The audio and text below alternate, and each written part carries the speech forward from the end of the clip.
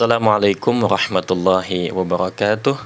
Bismillahirrahmanirrahim. Alhamdulillahirabbil alamin. Allahumma shalli wa sallim wa barik ala sayyidina Muhammad wa ala alihi wa sahbihi wa man tabi'ahum bi ihsanin ila yaumiddin. Amma ba'du. Pertama-tama marilah kita panjatkan puji syukur kita kehadirat Allah Subhanahu wa taala yang telah memberikan taufik dan hidayahnya kepada kita semua, memberikan kita nikmat sehat walafiat sehingga pada sore kali ini kita bisa bersama-sama mengikuti kajian keagamaan kitab hadis Bulughul Maram. Salawat serta salam tak lupa juga kita haturkan kepada junjungan Nabi kita, Nabi besar Muhammad sallallahu alaihi wasallam yang telah membawa umat manusia dari alam kegelapan menuju alam yang terang benderang, minaz zulumati ilan nur wa ila siratal mustaqim. Kaum muslim dimanapun Anda berada, saya Hilal akan menemani Anda hingga 1 jam ke depan dalam kajian sore pada hari ini. Dan di tengah-tengah kita telah hadir guru kita Kiai Haji Hilmi Wafa. Kita sapa beliau. Assalamualaikum Pak Yai. Waalaikumsalam warahmatullahi wabarakatuh. Gimana kabarnya? Alhamdulillah. Baik. Dan insya Allah kaum muslim, guru kita pada sore kali ini masih akan berbicara seputar azan yang berkaitan tentang azan yang tidak disunahkan ketika hendak melakukan sholat sunnah. Untuk itu nanti bila mana ada pertanyaan seputar tema yang beliau sampaikan ataupun juga di luar tema, bisa melakukan chatting WhatsApp 0821 336 70.000 atau telepon 024 674 6352. Mari bersama kita menyukapakan dari Romo Yai. Monggo Pak Yai Hilmi. Assalamualaikum warahmatullahi wabarakatuh. Waalaikumsalam warahmatullahi wabarakatuh. Alhamdulillahi rabbil alamin wa bihi nasta'in ala umurid dunya waddin. Wassalatu wassalamu ala sayyidina Muhammadin sayyidil mursalin wa ala alihi wa sahbihi ajma'in. Asyhadu an la ilaha illallah wa asyhadu anna Muhammadar Rasulullah. Rabbi syrah li sadri wa yassir li amri wahlul 'uqdatam min lisani yafqahu qawli. Amma ba'du, para pendengar dan pemirsa hafizakumullah taala. Alhamdulillah pada pertemuan kita kali ini kita masih meneruskan pengajian kita dalam kitab Bulughul Maram dan masih dalam bab azan ya. Dan insyaallah pada pertemuan kali ini kita akan membaca hadis yang ke-140. Bismillahirrahmanirrahim. Wa an Jabirin ibni Samurata radhiyallahu anhuma. Qala sallaitu ma'an nabiy sallallahu alaihi wasallam al-'idaini ghaira marratin wala marrataini bi ghairi adhanin wala iqamatin, rawahu Muslimun. Wa nahwuhu fil muttafaqi an Ibni Abbasin radhiyallahu anhuma wa ghairuhu. Dari sahabat Jabir bin Samurah, beliau berkata bahwa aku sholat 2 hari raya bersama dengan Nabi Muhammad sallallahu alaihi wasallam, bukan sekali 2 kali, dan sholat itu dilakukan tanpa adzan maupun iqamah. Hadis riwayat Muslim, dan hadis serupa juga ada dalam riwayat Bukhari dan Muslim dari Ibnu Abbas radhiyallahu an dan dari yang lainnya. Jadi di sini menunjukkan keistimewaan sholat fardu yang tidak dimiliki sholat sunnah, yaitu apa? Adzan dan iqamah yang menyeru orang-orang di luar masjid, ya.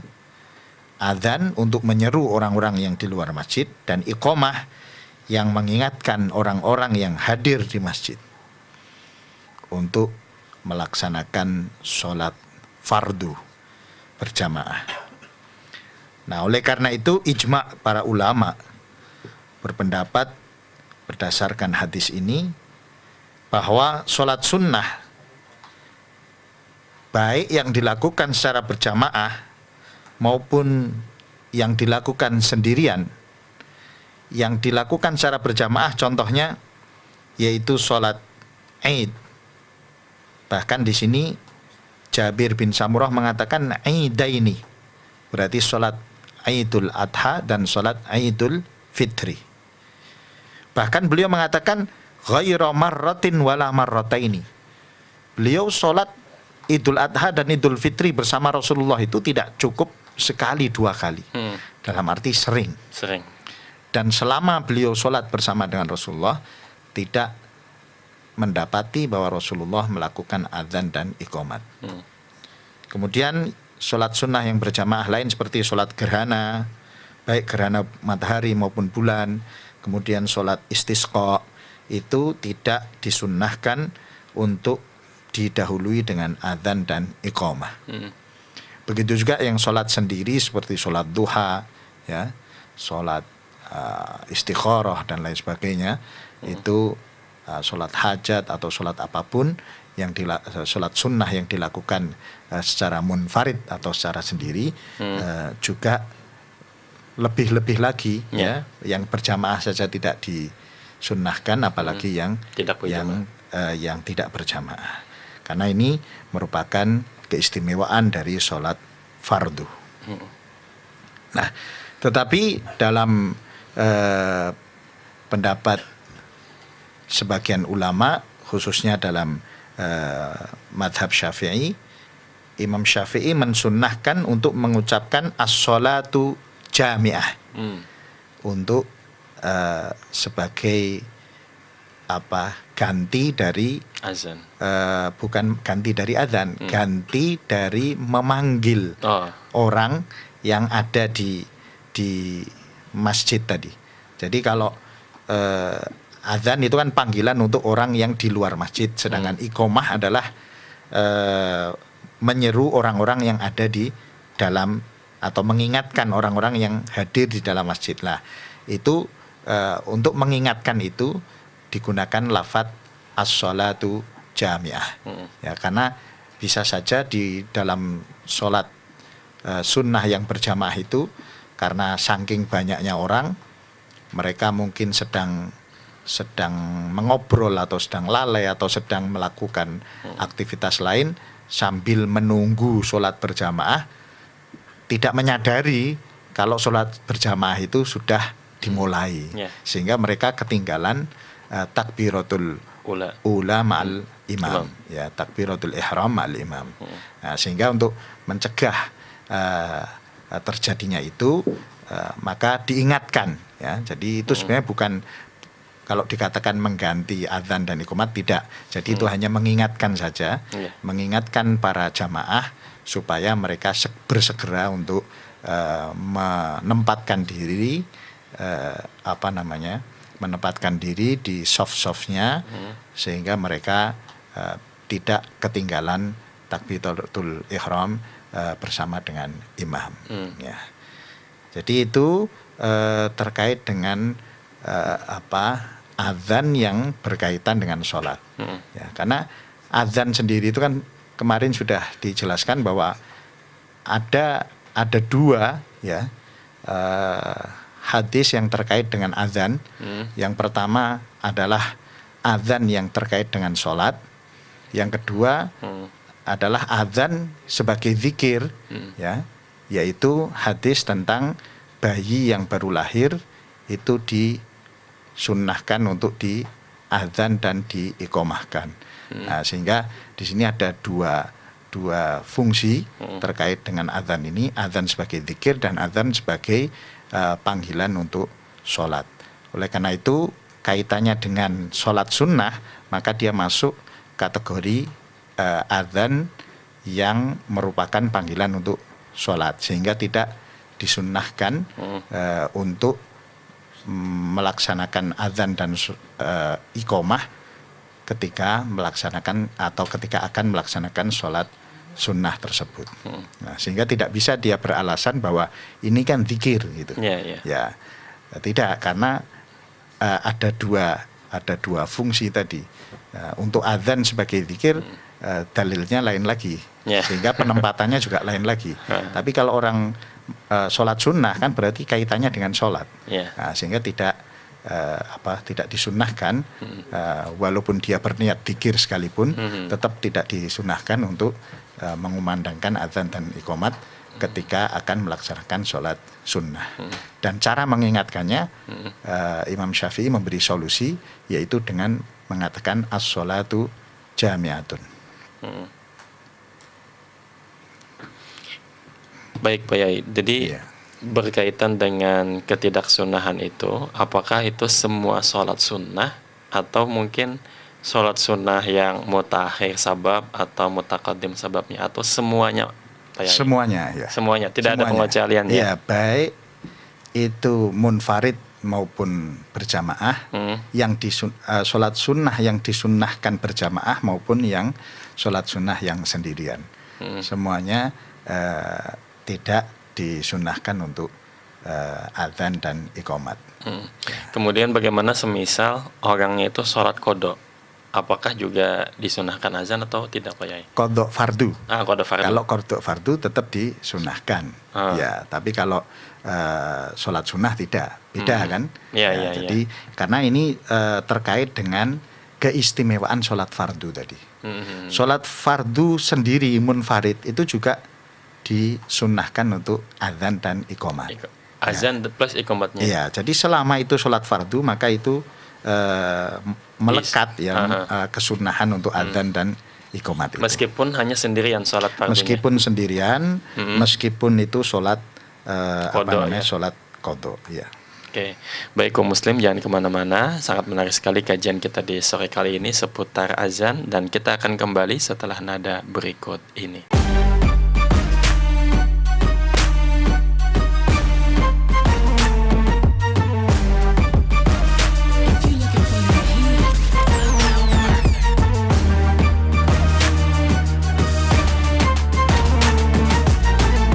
Dipancarkan dari Menara Al-Husna. Dipancarkan langsung dari Menara Al-Husna. Dipancarkan dari Menara Al-Husna. Kawasan Masjid Agung, Jawa Tengah, 107,9 FM. 107,9 Radio Dakwah Islam, terdepan dalam dakwah dan nada.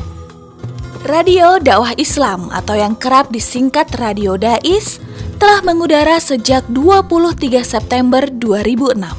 Radio berfrekuensi 107,90 MHz yang bertempat di lantai 1 Menara Al-Husna kawasan Masjid Agung Jawa Tengah merupakan radio yang bukan hanya menampilkan dakwah syiar agama Islam, tapi ternyata yang lain adalah Dais menyajikan acara hiburan, pendidikan, dan informasi dengan format Islami. Saatnya disapa dulu ya, udah gabung via SMS-nya. Berjumpa kembali bersama saya Conan di dalam acara Uswa. Kita akan membahas sesuatu yang berkaitan dengan tanaman kaum muslim. Masih dalam acara Salam Pagi. Kaum muslim, sesaat lagi kita akan bergabung dengan Masjid Agung Jawa Tengah untuk menantikan azan sholat zuhur. Senang sekali Kak Fajar pagi hari ini bisa menemani adik-adik semua dalam acara siaran anak RA. Selain itu, Dais mempunyai keunggulan untuk memikat hati para pendengar dan berbeda dari radio lainnya, yaitu adanya segmen dialog interaktif mengenai syiar agama Islam yang sangat dibutuhkan setiap masyarakat. Radio Dais menjangkau daerah Semarang, Demak, Kendal, dan sekitarnya. Bagi pendengar yang berada di luar kota, tidak perlu takut ketinggalan berita. Kini, Anda bisa download aplikasi Dais Play yang telah tersedia di Play Store smartphone Anda.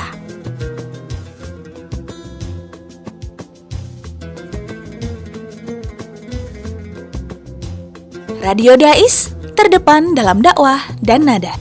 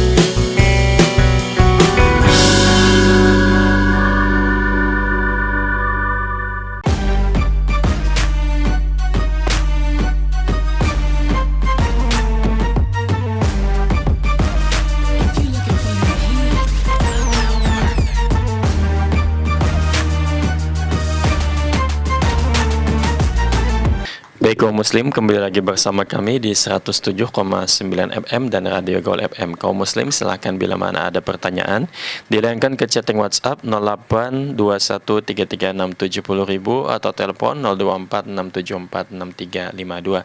Pak Yai, ini ada pertanyaan dari pendengar Radio Dais.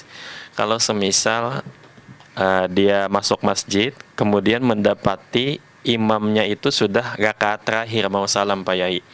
Nah, kemudian dalam kesempatan yang sama ada orang juga yang mau bikin jamaah baru. Nah, maka orang ini sebaiknya dia ikut jamaah yang lama dengan imam utama atau ikut jamaah baru, Pak Yai. Mana yang kira-kira kita pilih kalau dalam kondisi demikian? Iya.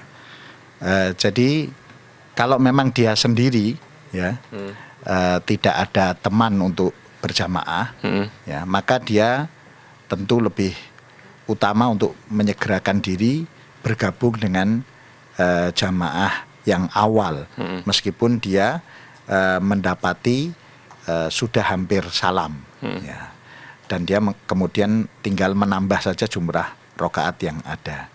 Tetapi kalau misalnya dia ini berombongan, ya, jadi banyak teman yang bisa diajak untuk berjamaah dan dia mendapati imam sudah hampir salam, maka menurut Imam Ibnu Hajar lebih baik dia membuat jamaah setelah imam salam. Jadi membuat jamaahnya setelah imam salam. Setelah imam salam tentunya, ya. Bukan pada saat sedang. Bukan, nanti terjadi dua jamaah kan. Gitu. Ya. Gitu. Nah. Jadi dia menunggu imam salam, kan imam sudah hampir salam itu. Nah, dia menunggu imam salam, kemudian dia membuat jamaah yang baru bersama dengan teman-temannya itu, karena dia di situ tidak mendapati rokaat yang lengkap, karena hanya mendapati tahiyat akhir saja. Sehingga menurut sebagian ulama tadi seperti Ibnu Hajar mengatakan kalau memang banyak temannya, maka lebih baik dia membuat jamaah setelah imam salam. Ya, tetapi kalau tidak ada temannya, ya, maka menurut Imam Romli dia mengikuti jamaah yang utama sedapatnya, dan dia tetap sah mendapat pahala jamaah walaupun hanya mendapati beberapa detik sebelum imam salam. Ya. Nah, kemudian ada juga di masjid itu imam sedang sholat, lalu jamaah lain ini karena dia jamaahnya itu musafir, qasar jamak, nah itu bikin jamaah sendiri juga, padahal imam di tempat juga ada. Nah itu tapi imam yang di tempat ini mau salam, sementara yang di sini sudah takbir gitu kan, yang jamak qasar. Nah tapi kita tahu imam yang akan jamak qasar ini dia tidak fasih bacaannya. Kemudian ada imam yang lain itu tapi jamaahnya cuma 2 tok, tapi bacaannya fasih. Nah kira-kira kita ikut yang mana tuh Pak Yai, kasus seperti itu? Jadi ini berarti ada 2 permasalahan ini. Satu yaitu adanya 2 jamaah, yang satu lagi masalah fasih dan tidaknya. Nah, kalau masalah 2 jamaah, ya, kalau sholatnya itu sama, maka makruh untuk membuat sholat baru. Ya, dia harus mengikuti jamaah yang ada sebelumnya. Ya. Nah, kecuali tadi kalau memang dia melihat imamnya itu kurang fasih, maka dia tidak membuat jamaah baru tapi menunggu selesainya itu, kemudian dia melakukan membuat sholat jamaah setelah itu. Jadi makruh membuat sholat jamaah baru ketika imamnya masih ada sholat berjamaah di situ, selama tidak ada alasan-alasan. Nah, kemudian yang kedua selama tidak ada alasan. Alasannya apa? Misalnya sholatnya berbeda. Kalau sholatnya berbeda, maka tidak ada masalah. Tidak ada kemakruhan di situ. Ya, tidak ada kemakruhan. Jadi kalau yang pertama tadi makruh dalam arti sholatnya sah. Ya, sholatnya sah. Yang mengatakan sholat tidak sah hanya satu, yaitu Imam Ahmad. Ya, Imam Ahmad mengatakan tidak sah. Tapi kalau Imam Syafi'i dan lain mengatakan sah, hanya makruh saja.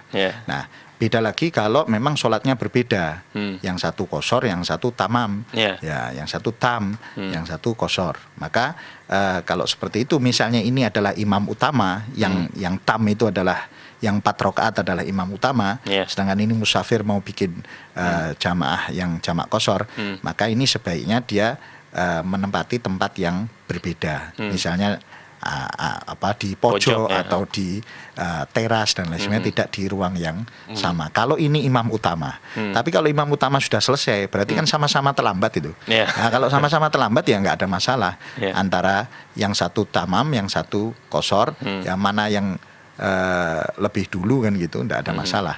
Ya, jadi dalam batas ini, menurut mazhab Syafi'i maksimal adalah makruh.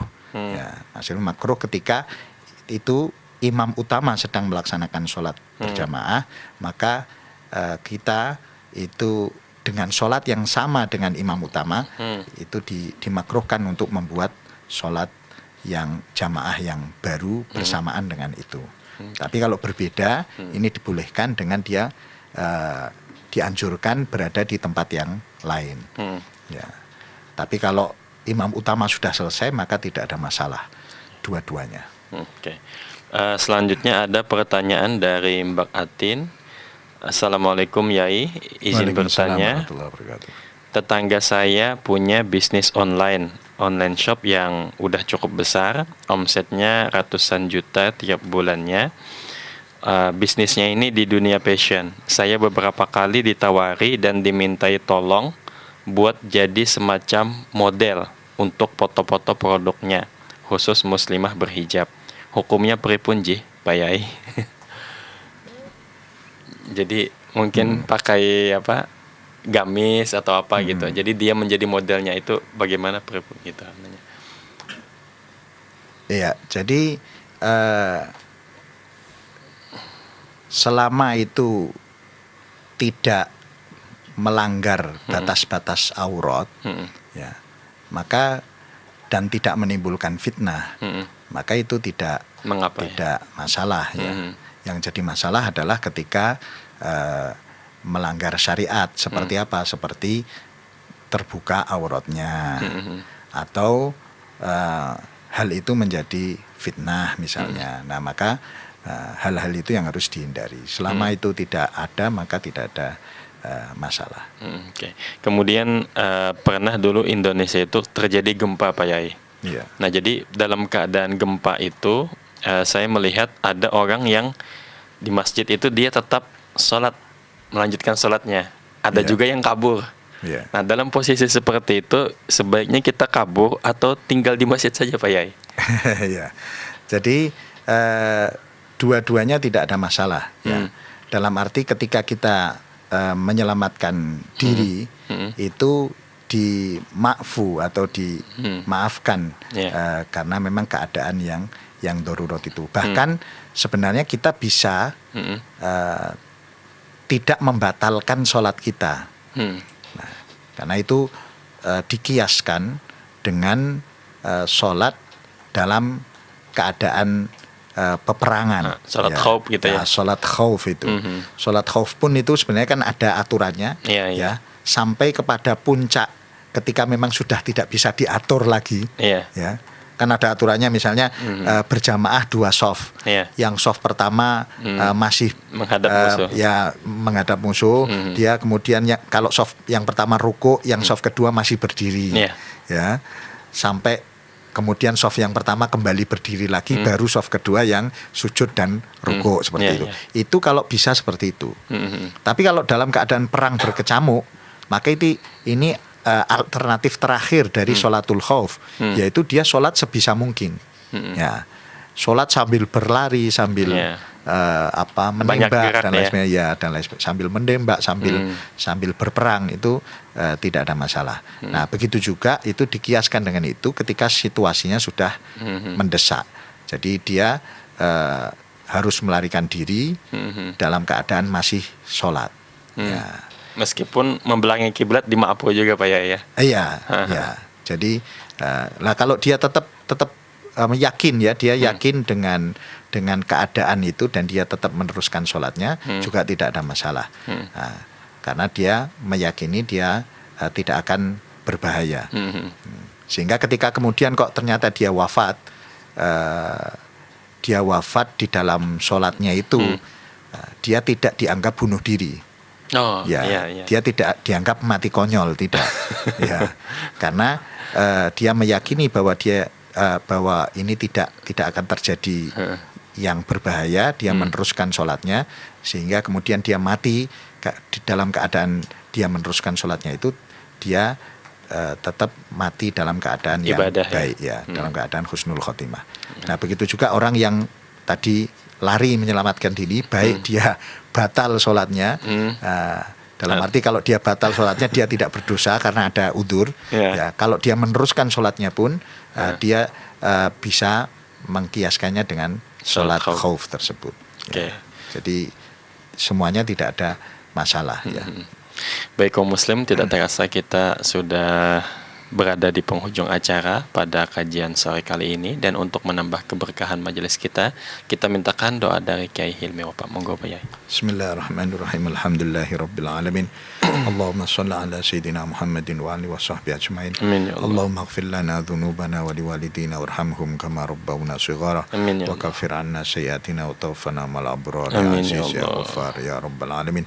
Allahumma inna nas'aluka ya Allah al-'afwa wal 'afiyah wal mu'afatad da'imah fid din wad dunya wal akhirah. Amin ya Allah. Allahumma rabbana hab lana min azwajina wa dhurriyyatina qurrata a'yun waj'alna lil muttaqina imama. Allahumma iftah alaina futuhal arifin. Allahumma a'inna ala dzikrika wa syukrika wa husni ibadatik. Rabbana atina fid dunya hasanah wa fil akhirati hasanah wa qina adzabannar. Wa sallallahu ala sayyidina Muhammadin nabiyil ummi wa sahbihi wa baraka wasallam. Alhamdulillahirabbil alamin.